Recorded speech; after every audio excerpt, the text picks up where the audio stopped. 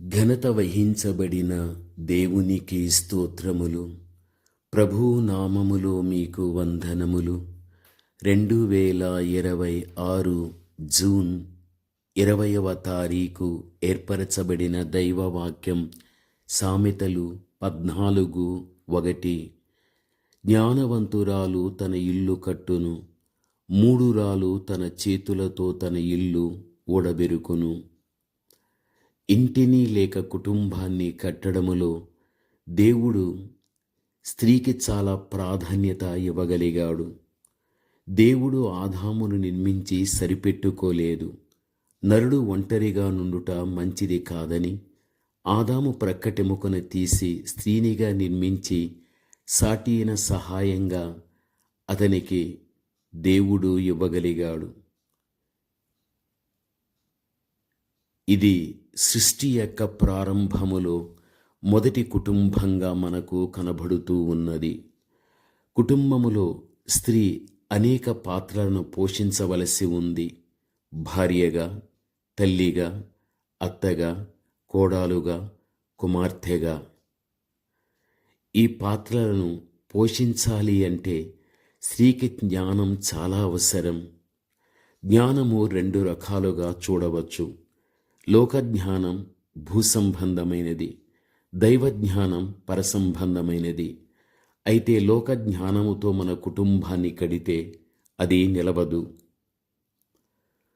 ప్రభువునందు ప్రియమైన వాళ్ళారా, దైవజ్ఞానంతో కుటుంబాన్ని కట్టగలిగితే తప్పనిసరిగా అది నిలవగలుగుతుంది.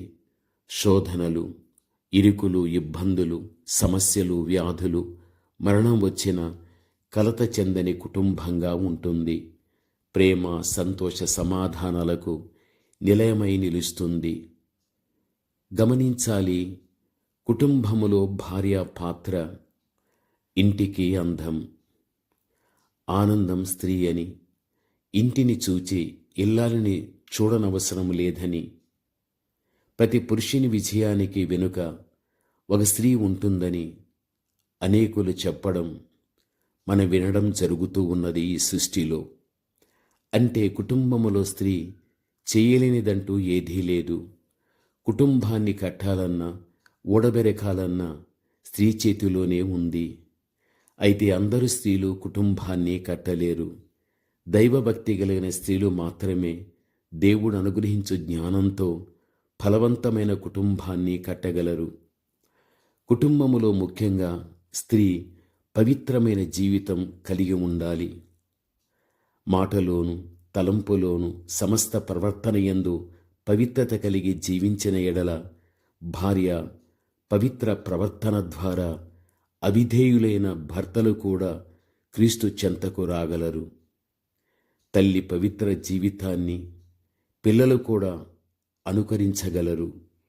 ప్రభువునందు ప్రియమైన వాళ్ళారా, గుణవతి అయినటువంటి భార్య దొరుకుట అరుదని, అట్టిది ముత్యము కంటే అమూల్యమైనదని, ఆమె పెనిమిటి ఆమె యందు నమ్మిక ఉంచును, అతని లాభప్రాప్తికి వెలితి కలుగదు. ఆమె తాను బ్రతుకు దినములన్నీ అతనికి మేలు చేయును గాని కీడేమియూ చెయ్యదు. ఇది సామెతలు 31వ అధ్యాయం 10-12 ఆ మీదట మీరు చదువుకొనండి. యోగ్యురాలైన తన పెనిమిటికి కిరీటము, సుబుద్ధి గల భార్య యెహోవా యొక్క దానం. చాలామంది కుమార్తెలు పతివ్రత ధర్మమును అనుసరించి ఉన్నారు.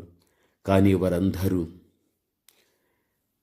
వారందరినీ కూడా నీవు మించిన దానివి అని ఆమె పెనిమిటి ఆమెను పొగడునని సామెతలు 31:29 కూడా చూడగలం.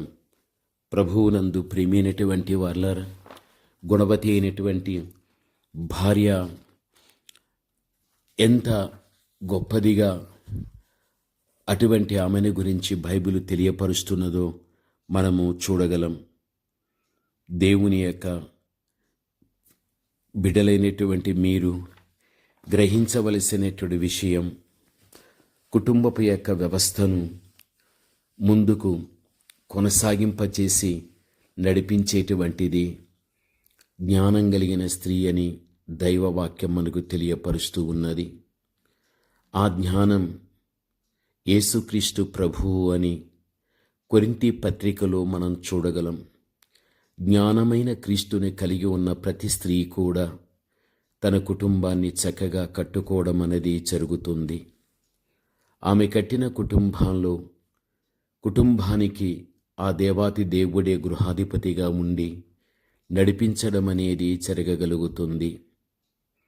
ఈ రోజున దేవుని యొక్క మాటలు వినుచున్న మన కుటుంబపు యొక్క జీవిత విధానంలో దేవునికి మనం ప్రాధాన్యత ఇచ్చి ఆయనే కుటుంబానికి సమస్తము మూలమని గ్రహించి ఆయన అధికారానికి మనం అప్పగించుకుని జీవించిన వరం కాగలిగితే మన కుటుంబం ఈ భూమి మీద ఎంతో గొప్పదిగా, అనేకులకు మాదిరిగా ఉండడం అనేది జరగగలుగుతుంది. ప్రార్థన. పరమతండ్రి అయిన మా దేవ, ఘనమైన మీ నామమునకు స్తుతి స్తోత్రములు చెల్లిస్తున్నాము నాయన.